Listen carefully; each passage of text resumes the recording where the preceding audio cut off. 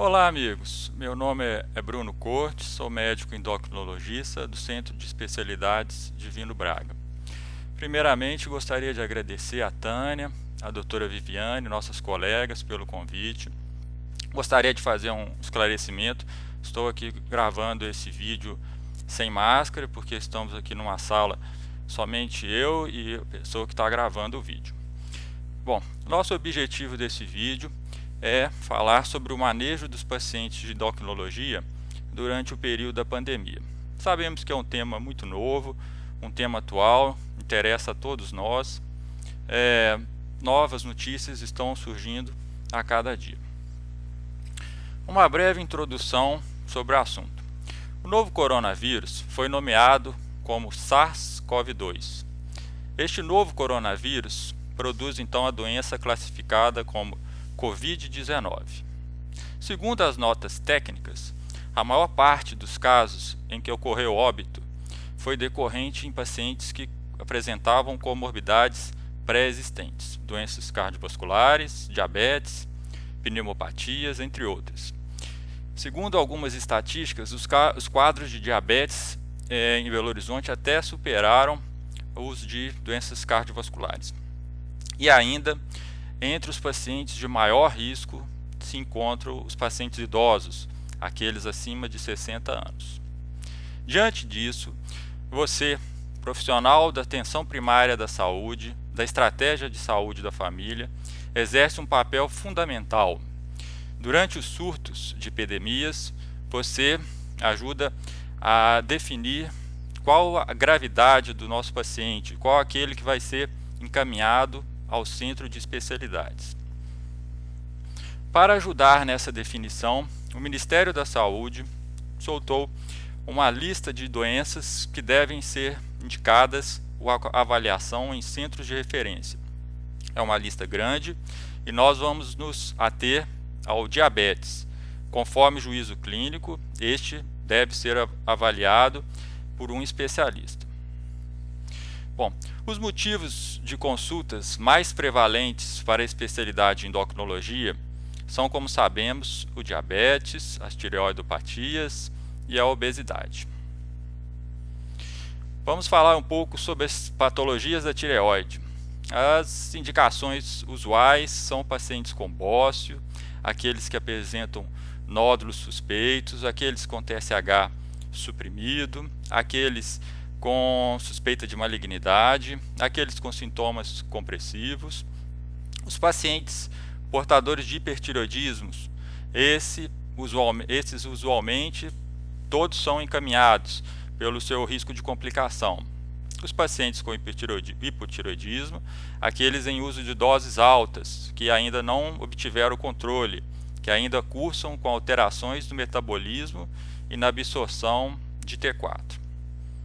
No entanto, o Departamento de Tireoide da Sociedade Brasileira de Endocrinologia soltou esse esclarecimento em pacientes durante o período da Covid-19. Pacientes com doenças tiroidianas como hipotireoidismo ou hipertireoidismo não fazem parte do grupo de risco para infecção pelo Covid-19. Por isso, essas condições devem ser encaminhadas se estiverem descompensadas ou não tratadas. Esses sim devem ter prioridade de encaminhamento nesse momento. E os pacientes com indicação cirúrgica, aqueles pacientes que apresentam nódulos suspeitos, aqueles pacientes, como dissemos, com sintomas compressivos. As cirurgias de urgência devem ser avaliadas caso a caso. No entanto, as cirurgias eletivas devem ser postergadas nesse momento. Pacientes obesos. Usualmente, os pacientes com IMC acima de 35, com ou sem comorbidade, são encaminhados, assim como pacientes com IMC acima de 40, com ou sem comorbidade, e ainda aqueles pacientes obesos que nós suspeitamos de obesidade secundária, uma obesidade de fundo endocrinológico. Essas são indicações usuais. No entanto, como sabemos, a obesidade é um fator de risco complicador para pacientes com Covid-19. Então, nesses casos, devemos avaliar paciente individualmente. Aqueles que apresentam comorbidades descompensadas devem ser priorizados. Aqueles pacientes obesos que estejam com feridas, por exemplo, esses devem ser priorizados nesse momento. Vamos abordar agora o tema principal, digamos assim, do nosso vídeo, os diabéticos. Como sabemos, o diabetes ele apresenta chance maior de evoluir para as formas graves. No entanto, isso é muito importante, o diabetes bem controlado não altera o risco em comparação com a população geral. Sendo assim, qual paciente devemos encaminhar?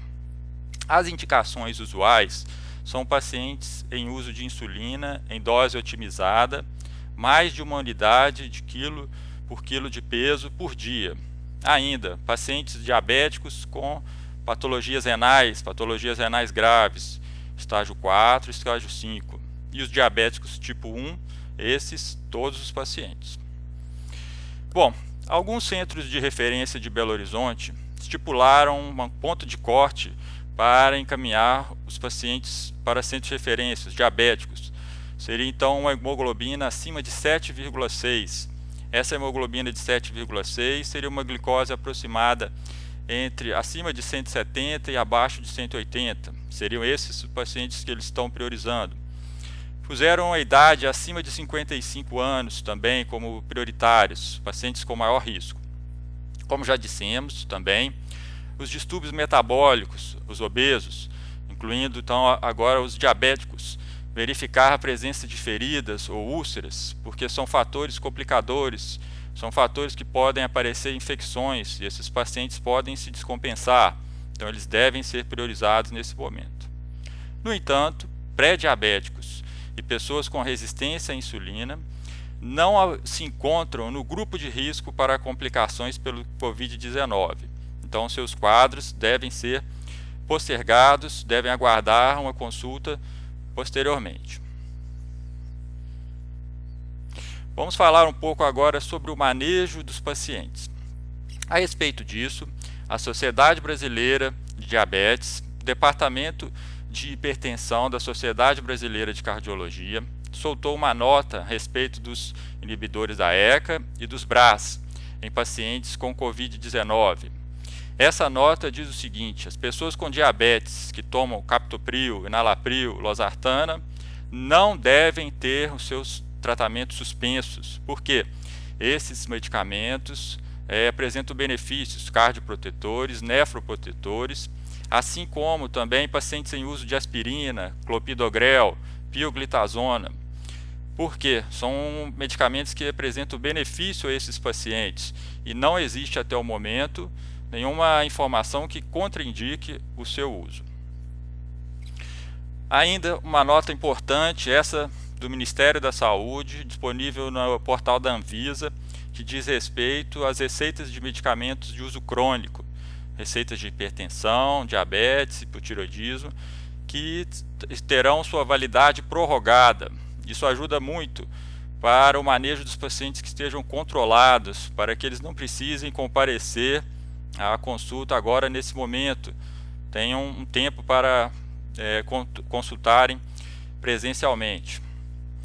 Ainda sobre o manejo do paciente, uma informação importante é orientar sobre o monitoramento regular da glicemia, para evitar complicações agudas decorrentes da glicose alta ou da glicose baixa. Nosso objetivo é tentar manter a glicemia entre 80, 130, 80, 140. Orientar os diabéticos a não irem aos hospitais sem necessidade. Sabemos que o hospital é um ambiente com chances de contaminação, é um ambiente de risco para o nosso paciente. No entanto, o diabético com sintoma respiratório, tosse e febre, ou dificuldade para respirar mesmo sem febre, esses sim devem procurar atendimento na UBS ou na UPA. Quais são então as doenças com maior probabilidade de alterar a glicemia dos nossos pacientes? Os resfriados comuns, as gripes, incluindo então agora o Covid-19. Ainda as dores de garganta, as infecções do trato urinário, as bronquites, as diarreias. sabemos que estamos num período de grande ansiedade, de grande estresse, e o aumento do cortisol, esse hormônio que aumenta a glicemia, faz também descontrole descompensação dos nossos pacientes, assim como os pacientes em uso crônico de glicocorticoides. Aqui o que eu denominei de prevenção de danos. Orientar os pacientes para o autocuidado, buscando evitar que o paciente saia de casa, evitar a sua exposição desnecessária. Como já dissemos, orientar sobre a monitorização glicêmica, sobre a alimentação saudável, com alimentos com baixo índice glicêmico, orientar sobre a tomada correta de medicamentos, sejam eles via oral, insulina, orientar sobre atividade física. Sabemos que estamos numa situação do paciente ficar em casa, mas ter uma alternativa, ter uma prática de exercício, o paciente se manter ativo, um sono adequado e ainda, obviamente, abster-se do cigarro. O que orientar então agora nos dias de doença, o paciente que se encontra doente, diabéticos do tipo 1, como já falamos, usar corretamente as suas medicações, seja no horário correto, seja na dose correta, aumentar a hidratação, verificar a temperatura, tentar comer, ou se não for possível, o uso com cuidado de bebidas açucaradas, observar que doses extras de insulina podem ser necessárias nesses dias. E os diabéticos do tipo 2? Esses então devemos orientar sobre a possibilidade de suspensão da metformina pelo risco de acidose lática. Orientar também sobre aqueles que usam inibidores da SGLT2 pelo risco de desidratação. E aqueles em uso de sulfonilureias e insulinas, principalmente os idosos e as alterações da função renal. Risco de hipoglicemia, então usar com cautela ou, se possível, suspender. E para aqueles como eu que atendem crianças também, algumas particularidades do gerenciamento de crianças e adolescentes no dia de doença, incluindo a Covid-19. Pacientes e familiares de crianças e adolescentes com diabetes do tipo 1 devem ser orientados sobre o gerenciamento do diabetes durante quadros de infecção. Nas crianças pequenas, atenção especial com a hidratação, que pode ou não conter açúcar, bebidas açucaradas, dependendo das glicemias. A febre deve ser medicada. Aqui podemos fazer um adendo a respeito do ibuprofeno, que inicialmente foi suspenso, mas que não tem nada comprovado até o momento. No entanto, nesse momento de incerteza, devemos dar prioridades a outros antitérmicos.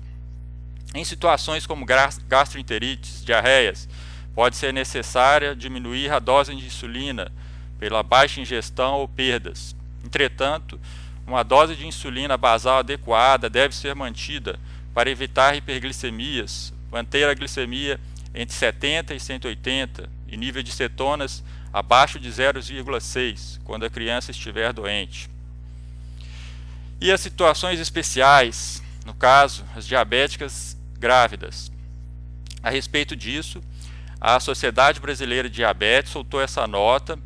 Sabemos que o diabetes é um fator complicador na gestação, pode acarretar eventos adversos para as grávidas e para o feto. No entanto, com os dados que dispomos atualmente, as grávidas não apresentam susceptibilidade maior em relação às gestantes saudáveis de apresentar infecção maior pelo Covid-19, ou ainda, o comportamento dessa virose não tem sido associado a sintomas mais agressivos nas gestantes, em comparado com as não grávidas. Aqui vamos falar um pouco sobre a hidroxicloroquina e diabetes. Ontem, no dia 20 de maio, nós recebemos a notícia que a hidroxicloroquina, mesmo em nível experimental, mesmo sem comprovação científica definida, está no protocolo de tratamento do Covid-19. Podemos ser questionados a respeito e devemos orientar sobre que essa droga tem riscos de arritmias e em pacientes diabéticos pode potencializar o efeito hipoglicêmico. Ainda podemos ser questionados sobre vitaminas e diabetes. Não há evidência científica de suplementos vitamínicos, infusões ou chás que possam conter ou serem terapêuticos na melhoria da Covid-19. Podemos incluir aí a vitamina D. Esse é um tema, como dissemos, muito amplo, muito novo para todos nós. Nesse momento temos mais perguntas do que respostas, mas podemos, na medida do possível, tentar concluir com quais pacientes devem consultar. Então, aqueles pacientes que, se por algum motivo não comparecerem à consulta, podem ter seu quadro agravado. Aqueles pacientes, como já dissemos, pacientes com feridas, úlceras, pelo risco de infecção, pelo risco de descompensar. Obviamente, os pacientes descompensados devem ser priorizados, avaliar a sua receita, se necessário, reajustar as doses, avaliar os seus exames. Todos os pacientes de primeira consulta ou interconsultas de outras especialidades devem consultar, porque são pacientes novos, a gente ainda não conhece, não tem detalhes sobre esse paciente. As gestantes, como já dissemos, porque as gestantes diabéticas têm um risco maior de complicação. E aqueles pacientes com dificuldades de comparecer à consulta, ou mesmo aqueles pacientes que devem evitar transportes por ambulância, transporte público. Temos a opção da telemedicina, seguindo as normas da ANS, de pacientes que já receberam um exame físico prévio, pacientes que tenham acesso ao computador, acesso à internet. Telemedicina é uma opção. Aqueles onde isso não for possível, pelo menos um contato telefônico, orientarmos os pacientes sobre o autocuidado, assim como aplicativos de mensagem como o WhatsApp.